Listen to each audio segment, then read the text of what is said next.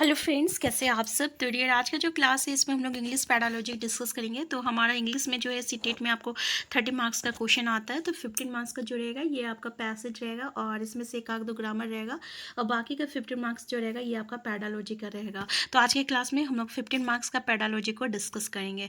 हम लोग स्टार्ट करते हैं आज का क्लास। पहला क्वेश्चन देखिए, fluency in English can be develop through. अब पहला ऑप्शन है creating opportunities to use the target language for communication. Second option is the teacher talking for most of the time. Third option is the teacher being alert to spot the errors and correct them. और next चौथा option है आपका allowing student who are not confident to have the freedom to be quiet.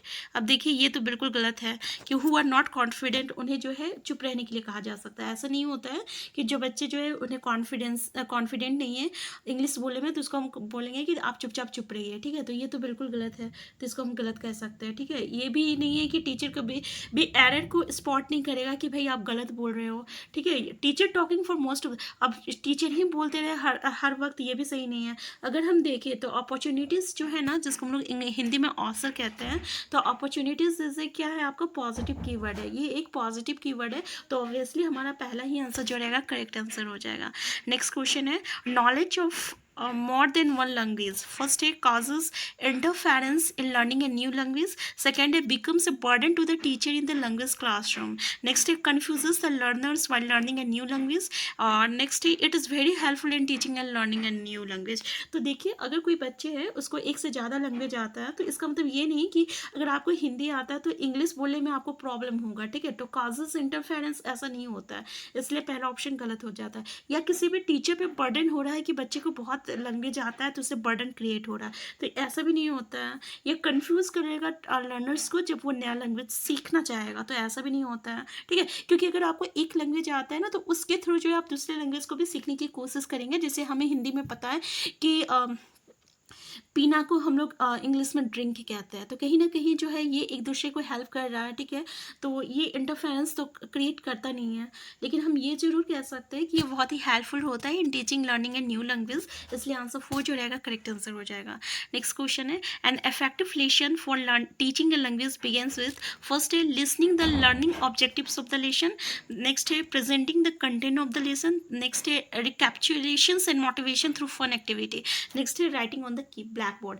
देखिए effective lesson for teaching a language begins with, effective learning कब हो सकती है जब जो है मोटिवेशन हो, ठीक है, फिर फन एक्टिविटी यानी मस्ती के साथ जो पढ़ाई लिखाई होता है, तो आंसर 3 हो जाएगा हमारा।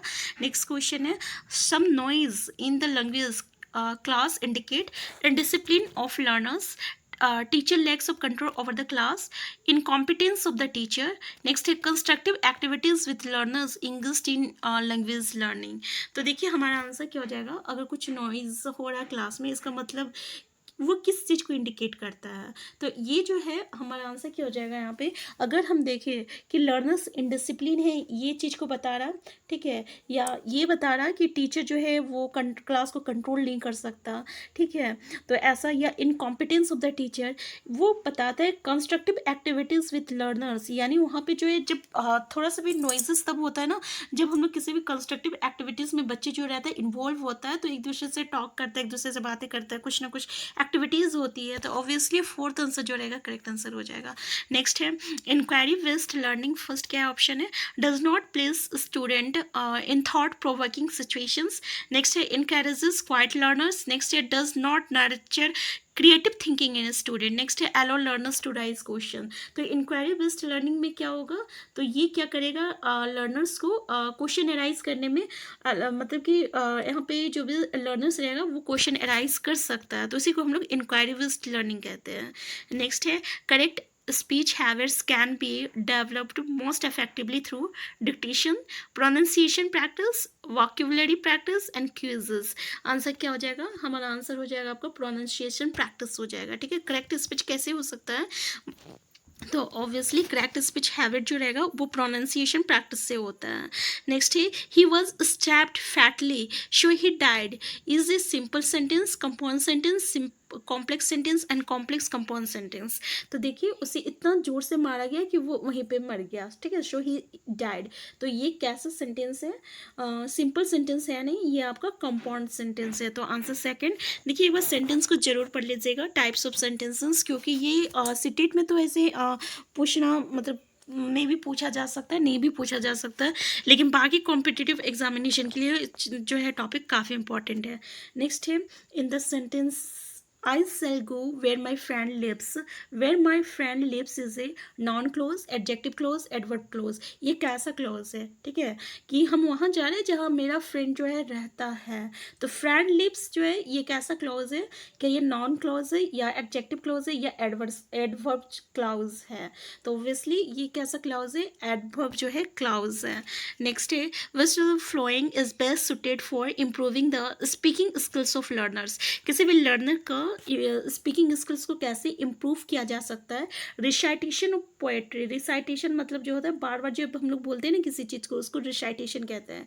या reading a prose and drama aloud, या हम जोर जोर से प्रोज और ड्रामा को पढ़े, या हम लोग ऑरल लैंग्वेज ड्रिल करें, ठीक है, या तो फिर debates and group discussion followed by role play, या हम लोगों को डिबेट्स से ग्रुप डिस्कशन करें। तो ऑब्वियसली स्पीकिंग स्किल तभी जो है इंक्रीज होता है जब हम लोग डिबेट्स एंड ग्रुप डिस्कशन होता है। तो हमारा करेक्ट आंसर क्या हो जाएगा? आंसर 4 हो जाएगा। नेक्स्ट क्वेश्चन है आपका which one of the following is against the spirit of pedagogy of language. First है आपका making connections to student lives. Next है aligning experiences to import outcomes. Next है making students appear in as many test as possible. Next है design experiences that interest students. हमारा correct answer क्या हो जाएगा? तो हमारा करेक्ट आंसर हो जाएगा making student appear in as many test as possible. तो ऑब्वियसली जितना ज़्यादा हम बच्चे को जो है उसका टेस्ट ले उतना ही ज़्यादा बेटर रहेगा। तो आंसर 3 हो जाएगा। नेक्स्ट क्वेश्चन है introduction of comprehensive and continuous evolution has made the evolution system. पहला ऑप्शन है यानी CCE एक अच्छा टॉपिक है, ठीक है, इसको भी पढ़ लीजिएगा। ये क्या करता है CCE? इसका फुल फॉर्म से क्वेश्चन पूछ लिया जाता है। तो कॉम्प्रिहेंसिव एंड कंटिन्यूस इवोल्यूशन होता है। और पहला ऑप्शन बोल रहा है more reflective of the entire personality of a child. Next है complex by incorporating too many details. Next है value as exact rank of the student can not be found out. Next है more comprehensive to analyse the performance only in the scholastic areas. हमारा correct answer क्या हो गया? तो हमारा correct answer हो जाएगा it is more effective of the entire personality of a child. यानी ये चाइल्ड का इंटायर पर्सनैलिटी को जो रहता है इफेक्टिव बनाता है। तो पहला ही आंसर जो रहेगा करेक्ट आंसर हो जाएगा। नेक्स्ट क्वेश्चन है आपका इंट्रोडक्शन। नेक्स्ट क्वेश्चन है माइक्रो टीचिंग क्या है? पहला ऑप्शन है teaching by observing minute behaviour of student. Next है ऑर्गेनाइज प्रैक्टिस लर्निंग। नेक्स्ट है micro managing the routine of student in the class. Next है teaching student in small groups. तो इसका मतलब क्या हुआ? माइक्रो टीचिंग हम लोग ग्रेड में जो है माइक्रो टीचिंग के बारे में पढ़े होंगे। तो इसका मतलब क्या होता है? इसका मतलब होता है teaching by observing minute behaviour of the students. पहला ऑप्शन रहेगा। नेक्स्ट क्वेश्चन है आपका constructivist approach to language teaching expects the teachers to first option है construct his own curriculum, make learners prepare their own textbook, help construct knowledge using the experience. next है give pre-constructed knowledge to learners. हमारा correct answer क्या हो जाएगा? तो हमारा correct answer है आपका हेल्प कंस्ट्रक्ट नॉलेज यूजिंग। बिल्कुल देखिए ये आपका पॉजिटिव जो है कीवर्ड है कि कंस्ट्रक्टिव अप्रोच क्या होता है? जब हम लोग अपने एक्सपीरियंस अपने अनुभव के थ्रू जो है अपना नॉलेज को गेन करते हैं, तो ये जो है एक तरह का पॉजिटिव सेंटेंस है और इसी को हम लोग कंस्ट्रक्टिव अप्रोच कहते हैं, ठीक है। आंसर जो है थर्ड है। नेक्स्ट है आपको a child centred classroom is characterised by child centred मतलब क्या होता है?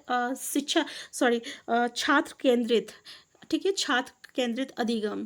तो पहला ऑप्शन है आपका children sitting in the centre if the classroom. इसका मतलब ये नहीं हुआ कि चिल्ड्रन जो है सेंटर में बैठा हुआ है क्लासरूम में।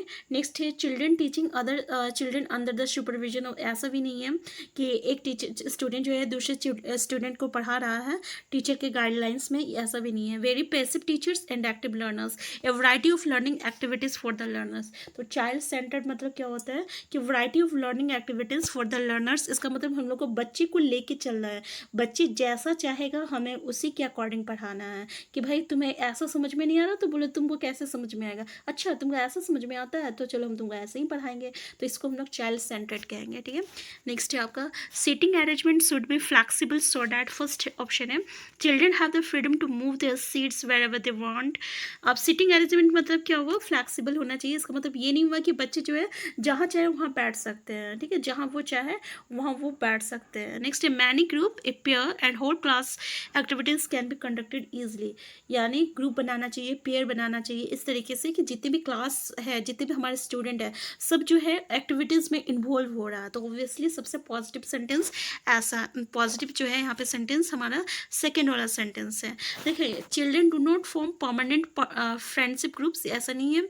The teacher ensures equality prevails in her classroom, ये भी नहीं है। हमारा आंसर जो रहेगा सेकंड क्लास जो रहेगा ये बिल्कुल सही हो जाएगा। सीटिंग अरेंजमेंट मतलब क्या होता है, सीटिंग अरेंजमेंट फ्लैक्सिबल हो, इसका मतलब ये हुआ कि जितने भी हमारे स्टूडेंट हैं वो ग्रुप में हो, पेयर में हो, और सारे स्टूडेंट जो है आपके एक्टिविटीज़ में इन्वॉल्व हो रहे हो, ठीक है। तो सेकेंड जो रहेगा करेक्ट आंसर हो जाएगा। तो देखिए हमारा पैराडोलॉजी का 15 मार्क्स का क्वेश्चन ऐसे ही आता है। तो हम फिर मिलते हैं नेक्स्ट क्लास में। चैनल में नए हैं, चैनल को सब्सक्राइब कर लीजिएगा। अगर हम यहाँ पे डेली जो है आपका हिंदी इंग्लिश पैराडोलॉजी का प्रैक्टिस सेट करते हैं, ठीक है, जो कि आपके लिए काफ़ी हेल्पफुल है। अगर आप चैनल में नए हैं, चैनल को सब्सक्राइब कर लीजिएगा। Thank you.